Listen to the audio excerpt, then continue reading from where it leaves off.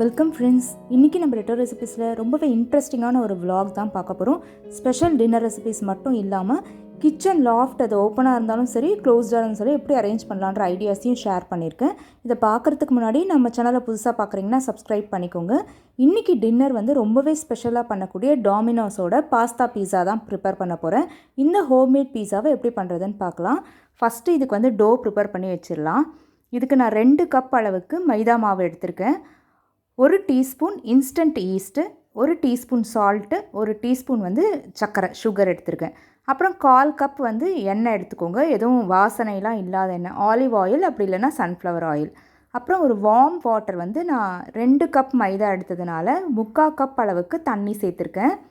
கையில் மிக்ஸ் பண்ணாமல் நான் வந்து இந்த ஹேண்ட் மிக்சர் தான் யூஸ் பண்ணுறேன். இது நல்லா சாஃப்டாகவும் குயிக்காகவும் வந்து நமக்கு மாவை மிக்ஸ் பண்ணி கொடுத்துரும். நீங்கள் கையில் மிக்ஸ் பண்ணும் போது நல்லா வந்து சப்பாத்தி மாவெல்லாம் அடித்து கலப்போம் இல்லையா, அந்த மாதிரி வந்து நீங்கள் கலந்துக்கணும். அவ்வளோதான், சூப்பராக ரெடி ஆயாச்சு. எப்படி இருக்குது பாருங்கள். இந்த கன்சிஸ்டன்சியில் இருந்ததுன்னா சீக்கிரமாக உங்களுக்கு வந்து அந்த ஈஸ்ட் வந்து ஆக்டிவேட் ஆகி உங்களுக்கு மாவும் வந்து நல்லா ரைஸ் ஆகும். இப்போ இதை வேறு ஒரு கண்டெய்னருக்கு நான் மாற்றிடுறேன். இந்த மாதிரி இருக்கணும். கொஞ்சமாக கையில் ஆயில் அப்ளை பண்ணிவிட்டு இந்த மாதிரி நீங்கள் மிக்ஸ் பண்ணி விட்டிங்கன்னா ஸ்டிக்கியாக இருக்காது, ஈஸியாக வந்துடும். இது ஒரு 1 to 2 ஹவர்ஸ் வரைக்கும் அப்படியே நல்லா ஊறட்டும். இது ஊறத்துக்குள்ளே நான் வந்து கிச்சன் லாஃப்டை எப்படி வந்து அரேஞ்ச் பண்ணுறது அப்படின்றத நான் ஷேர் பண்ணுறேன்.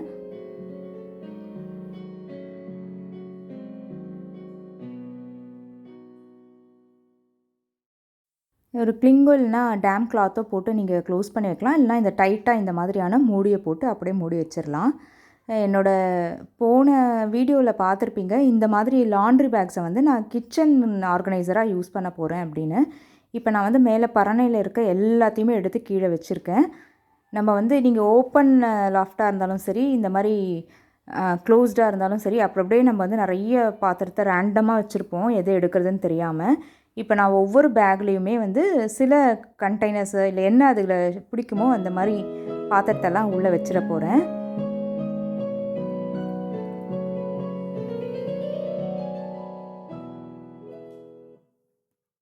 அப்புறம் தெரிகிற மாதிரி இந்த லேபிள் எழுதி வச்சுருங்க, என்னென்ன நீங்கள் உள்ளே வச்சுருக்கீங்கன்னு. அப்போது வந்து எப்போ நீங்கள் கெஸ்ட் வரும்போதோ இல்லை ஸ்பெஷல் அக்கேஷன் போது நீங்கள் எடுக்கணும் அப்படின்னு தோணுன்னா ஒரு வாட்டியும் தேட வேண்டாம். கரெக்டாக அந்த இடத்துல அந்த பேக்கில் திறந்து நீங்கள் அதை மட்டும் எடுத்துக்கலாம். ரொம்ப ஈஸியாக இருக்கும். இந்த ஆர்கனைசர், அதாவது இந்த லாண்ட்ரி பேக் பற்றின இன்ஃபர்மேஷன் டீட்டெயில்ஸ் எல்லாமே நான் போன வீடியோவில் ஷேர் பண்ணியிருக்கேன். அதோடய லிங்க்கையும் வந்து நான் எண்ட் ஸ்க்ரீனில் கொடுக்குறேன், பார்த்துக்கோங்க. இப்போது எல்லாத்தையுமே வந்து அந்த மாதிரி பேக்கில் பேக் பண்ணியாச்சு. மேலே ஒரு ஓவர் வியூ பார்த்துருங்க. இப்படி தான் என்னோடய பரன் இருக்குது. இது திறந்து தான் நான் எல்லாம் தேவையில்லாது, அதாவது ரேராக எடுக்கக்கூடியது அது எல்லாத்தையுமே அரேஞ்ச் பண்ணியிருப்பேன். இப்போ எல்லாத்தையும் எடுத்ததுனால இந்த மாதிரி காலியாக இருக்குது. இப்போ வந்து அந்த பேக்கில் எல்லாத்தையும் வச்சாச்சு. இப்போ ஒரு சின்ன பிரேக்கு, டீ குடிச்சிட்டு அதுக்கப்புறம் தான் எல்லாத்தையும் தூக்கி மேலே வைக்கணும். இங்கே குட்டி சார் வந்து ஏதோ ட்ராயிங்லாம் வரைஞ்சிட்ருக்காரு இங்கே. இப்போ அடுத்தது அப்படியே கண்டினியூ பண்ணுறேன். எல்லாமே இந்த மாதிரி தாங்க அடுக்கியிருக்கோம். ரொம்பவே பார்க்குறதுக்கும் நீட்டாக இருக்குது, அதே மாதிரி ஈஸியாக இருக்குது. நிறைய போடாமல் நம்ம ஒரு வேளை ஹெல்ப்புக்கு ஜென்ஸ் எல்லாம் இல்லைனா கூட நம்மளே கூட ஹெல்ப் பண்ணிக்கலாம். நமக்கு நம்மளே ரொம்ப ஈஸியாக இருக்குது. நீங்களும் வந்து இந்த மாதிரி ட்ரை பண்ணி பாருங்கள். இப்போது டின்னருக்கு பீஸா சொல்லியிருந்தேன், அது இல்லாமல் கேக் வந்து ப்ரிப்பேர் பண்ண போகிறேன். அதுவும் வந்து ரொம்ப மாய்ஸ்டாக இல்லாத ஒரு ப்ரௌனி தான். அதுக்கு நான் ஒரு 1/4 கப் சாக்லேட் எடுத்திருக்கேன். நீங்கள் டார்க் சாக்லேட்லாம் உங்களுக்கு கிடச்சிதுன்னா எடுத்துக்கோங்க, ரொம்ப நல்லாயிருக்கும். என்ன அளவு சாக்லேட் எடுத்திங்களோ அதே அளவுக்கு பட்டர், வெண்ணெய் எடுத்துகிட்டு டபுள் பாயில் மெத்தடில் அதை வந்து நம்ம உருக்கிக்கலாம். கீழே பாத்திரத்தில் தண்ணி, மேலே வெறும் பாத்திரத்தை வச்சு இப்போ அதை உருக்கிக்கலாம். நல்லா மெல்ட் ஆகிட்டு வருது. என்றைக்காவது ஒரு நாள் இந்த மாதிரி டிஃப்ரெண்ட்டாக ஸ்பெஷல் டின்னராக வந்து பண்ணால் கிட்ஸுக்கோ இல்லை நம்ம ஃபேமிலிக்கோ ஒரு ட்ரீட் மாதிரி இருக்கும், அதுவும் இந்த லாக்டவுனில். இப்போ நான் அதில் வந்து 1/4 கப் எண்ணெய், 1/4 கப் சர்க்கரை, 1/4 கப் ப்ரௌன் சுகர் சேர்த்துருக்கேன். அப்புறம் 1 டீஸ்பூன் வந்து பேக்கிங் பவுடர் சேர்த்து இப்போ எல்லாத்தையுமே மிக்ஸ் பண்ணிகிட்ருக்கேன். இதுக்கு ப்ரௌன் சுகர் ஆட் பண்ணும்போது டேஸ்ட்டும் நல்லாயிருக்கும், கலரும் உங்களுக்கு அந்த ப்ரௌனிக்கு அந்த கலர் வந்து நல்லாயிருக்கும். நல்லா மிக்ஸ் பண்ணிவிட்டு 1/4 கப் அளவுக்கு காய்ச்சின பால், 1 டேபிள் ஸ்பூன் அளவுக்கு தயிர், அதை மிக்ஸ் பண்ணதுக்கப்புறமா இப்போ ட்ரை இன்க்ரீடியண்ட்டு மைதா தான் எடுத்திருக்கேன் நான் இன்றைக்கி, வீட் எடுக்கல. 1 கப் எடுத்து அப்படியே வந்து ஃபோல்டு பண்ணிக்கலாம். நான் எப்பயுமே சொல்கிற மாதிரி கேக்குக்கு எப்பவுமே கட் அண்ட் ஃபோல்டு மெத்தட் தான். ஜென்டிலாக மிக்ஸ் பண்ணிக்கோங்க.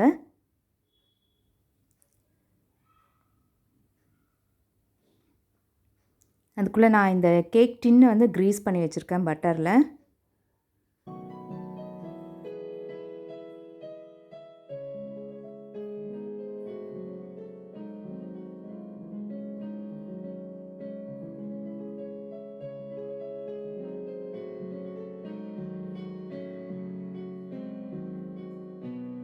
மேலே வந்து நட்ஸ் சேர்த்துக்கலாம். நான் இன்றைக்கி வால்நட் சேர்க்குறேன். நீங்கள் பாதாம் எது இருக்கோ அதை மாதிரி சேர்த்துக்கோங்க. ப்ரீ ஹீட் பண்ணி வச்சுட்டேன் அவனை. இப்போ வந்து 1/2 அன் ஹவரில் வந்து பேக் பண்ண போகிறேன் 180 டிகிரி செல்சியஸில். இப்போ நடுநடுலேயே வந்து இந்த பாத்திரத்தை எல்லாத்தையுமே வந்து க்ளீன் பண்ணி முடிச்சிட்டா தான் இன்றைக்கி வந்து செம வேலை, அந்த லாஃப்ட்டை க்ளீன் பண்ணது எல்லாமே. அதனால் வந்து இதையும் க்ளீன் பண்ணி முடிச்சிட்டோம்னா ரெடியாக இருக்கும். அடுத்தது பிஸாக்காக நான் வந்து இப்போ சாஸ் ரெடி பண்ணுறேன். அதுக்கு நல்லா பழுத்த 2 தக்காளி இந்த மாதிரி வந்து மேலே ஸ்லிட் பண்ணிவிட்டு நீங்கள் போட்டுருங்க, வேகட்டும் தண்ணியில். ஒரு 4 பூண்டு 4 மிளகாய் நல்லா வெந்ததும் தோலெல்லாம் எடுத்துகிட்டு அரைச்சிக்கலாம். நிறைய சீட்ஸ் இருக்குன்னா நீங்கள் அந்த சீட்ஸை கூட எடுத்துடலாம். ஆனால் இன்றைக்கி எனக்கு ரொம்ப போர் அடிக்கிறதுனால நான் அதை எடுக்கலை.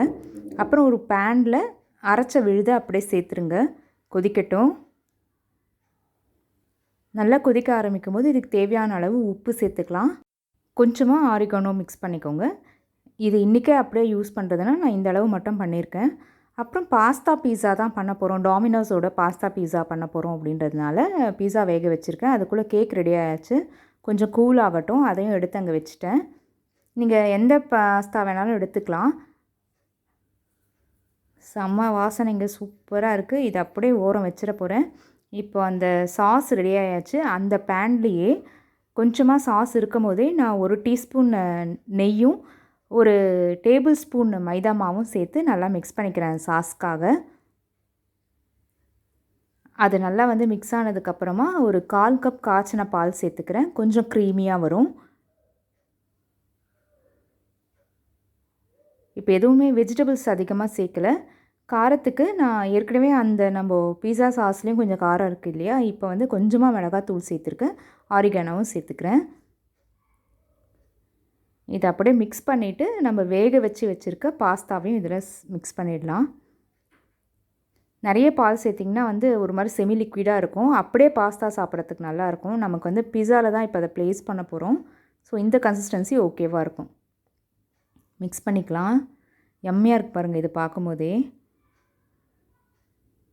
நான் ரொம்ப இந்த மாதிரி டிஷ்ஷஸ்லாம் பண்ணவே மாட்டேன், என்றைக்காவது ஒரு நாள் தான் பண்ணுவேன். ஸோ ரொம்ப பர்ஃபெக்டாலாம் எனக்கும் தெரியாது, ஜஸ்ட்டு ட்ரை பண்ணுறது தான். இப்போ சீஸ் எல்லாம் கிரேட் பண்ணி வச்சுக்கிறேன். நீங்கள் மொசரல்லா சீஸ் கிடச்சா இன்னுமே நல்லாயிருக்கும். அவசரத்துக்கு இதுவும் வந்து பிரிக்க வராது பாருங்கள். இந்த சீஸ் ஸ்டோரேஜ் கண்டெய்னரும் வந்து நான் எப்படி வந்து யூஸ் பண்ணலாம், என்ன ரேட் எல்லாமே வந்து நான் லாஸ்ட் வீடியோவில் ஷேர் பண்ணியிருக்கேன். இப்போ பீஸா அசம்பிள் பண்ணுறதுக்கு ரெடி பண்ணிடலாம். ஃபஸ்ட்டு வந்து பீஸா பிளேட்டை வந்து நம்ம எதில் பண்ண போகிறோமோ அதை வந்து நான் பட்டர் இல்லைனா எண்ணெய் எது வேணாலும் யூஸ் பண்ணிக்கோங்க, அதை வச்சு ஒரு வாட்டி அப்படியே க்ரீஸ் பண்ணிக்கலாம். அவ்வளோதான், இது இருக்கட்டும். இப்போ மாவு எடுத்து வச்சுருக்கேன். மிக்ஸ் பண்ணது எப்படி ஆயிருக்கு பாருங்கள், சூப்பராக ரைஸ் ஆகிருக்கு. மூடி வரைக்கும் வந்திருக்கு, பார்க்கும் போதே தெரியுது. கூடாக சூப்பராக இருக்குது. இந்த மாதிரி இருந்தால் உங்கள் பீஸா வந்து ரொம்ப சாஃப்டாக இருக்கும். அப்படியே கட்டை மாதிரி முழுங்க முடியாமல் ஆகிடும் பாருங்கள், அந்த மாதிரிலாம் இருக்காது. நல்லா ஒரு பஞ்சு கொடுத்தீங்கன்னா உள்ளே போயிடும் பாருங்கள். அப்படியே அதை எடுத்து இந்த பீஸா ட்ரேக்கு நான் மாற்றிக்கிறேன், பிளேட்டுக்கு. இப்போ கையில் வந்து எண்ணெயை தடவிட்டு நீங்கள் வந்து அப்படியே ஸ்ப்ரெட் பண்ண ஆரம்பிச்சிடலாம் எண்டு வரைக்கும். நான் கடைசியில் வந்து ஷேப்லாம் பண்ண போகிறதில்ல, அப்படியே கொஞ்சம் திக்காக விட்டுட்டு ஸ்ப்ரெட் பண்ணி விட்டுற போகிறேன். ஏன்னா நம்ம இதுக்கு மேலே பாஸ்தா அதெல்லாம் போட்டு அரேஞ்ச் பண்ணி அதுக்கப்புறம் ஒரு 20 மினிட்ஸ் அந்த மாதிரி ஆகும் இது ரெடி ஆகிறதுக்கு. ஓரத்தில் இந்த மாதிரி வந்து ஜஸ்ட் ஒரு பஞ்ச் பண்ணிக்கோங்க விரலால், ஈஸியாக உங்களுக்கு வேகும். இதை முடிச்சுட்டு ஃபோர்க்கில் கூட நீங்கள் இந்த மாதிரி நடுவில் அப்பப்போ குத்தி விட்டுருங்க அந்தந்த இடத்துல. ஈஸியாக வந்து இந்த மாவு ஈவனாக வந்து வேகும், அதே மாதிரி ப்ரௌனிஷாகவும் வரும். அவ்வளோதான். இப்போ இது மேலே ஒன்று ஒன்றா நம்ம அசம்பிள் பண்ணிடலாம். ஃபஸ்ட்டு நம்ம ப்ரிப்பேர் பண்ணி வச்சுருக்க அந்த சாஸ், பீஸா சாஸ், அதை அப்படியே ஸ்ப்ரெட் பண்ணிக்கிறேன். இதில் நிறைய நான் காய் எதுவும் சேர்க்கலை. பாஸ்தா பீஸான்றதுனால பாஸ்தா தான் வந்து நிறைய சேர்க்க போகிறேன். அதுக்கப்புறம் கிரேட் பண்ணி வச்சுருக்க சீஸ் சேர்த்துக்கலாம். அப்புறம் நம்ம ஏற்கனவே செஞ்சு வச்சுருக்க பாஸ்தா நான் கையில் எடுத்து ஒன்று ஒன்றா வைக்கிறேன். நீங்கள் அப்படியே மொத்தமாக போட்டு கூட நீங்கள் வந்து ஸ்ப்ரெட் பண்ணி விட்டுறலாம். நான் வந்து கிட்ஸை சும்மா பார்க்குறதுக்கு நல்லா இருக்கணும் அப்படின்றதுக்காக இந்த மாதிரி அரேஞ்ச் பண்ணியிருக்கேன்.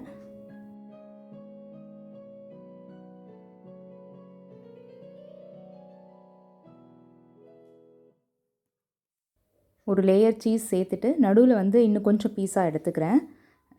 பீஸா சாஸ் தடவிக்கிறேன்.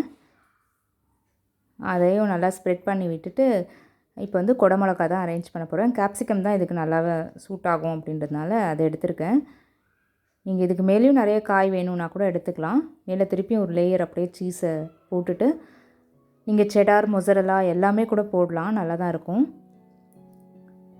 மேலே திருப்பி வந்து ஆரிகானோவோ இல்லை இட்டாலியன், இது என்ன உங்களுக்கு அந்த ஃப்ளேவர் பிடிக்குமோ அந்த மாதிரி வந்து நீங்கள் மேலே வந்து தூவிக்கலாம். அவ்வளோதான். இப்போ அசம்பிள் பண்ணது ரெடி ஆகிடுச்சு. பார்க்கவே அம்மியாக இருக்குது பாருங்கள். இப்போ வந்து 210 டிகிரி செல்சியஸில் நான் ஒரு 20 மினிட்ஸ் மட்டும் பேக் பண்ண போகிறேன். பேக் ஆகட்டும். 20 நிமிஷத்துக்கு அப்புறம் பார்க்கலாம். அதுக்குள்ளே இந்த கேக் வந்து நான் கொஞ்சம் ரெடி பண்ணிடுறேன். கூல் ஆயாச்சு. இது நல்லா சூப்பராக வந்திருக்கு பாருங்கள். நான் சொன்ன மாதிரி ரொம்ப சாக்லேட்டியாக மாய்ஸ்டாக இல்லாமல் கொஞ்சம் ட்ரை ப்ரௌனி தான் இது. இதுவும் ரொம்ப நல்லாயிருக்கும். நிறைய வெரைட்டிஸ் இருக்குது ப்ரௌனியில்.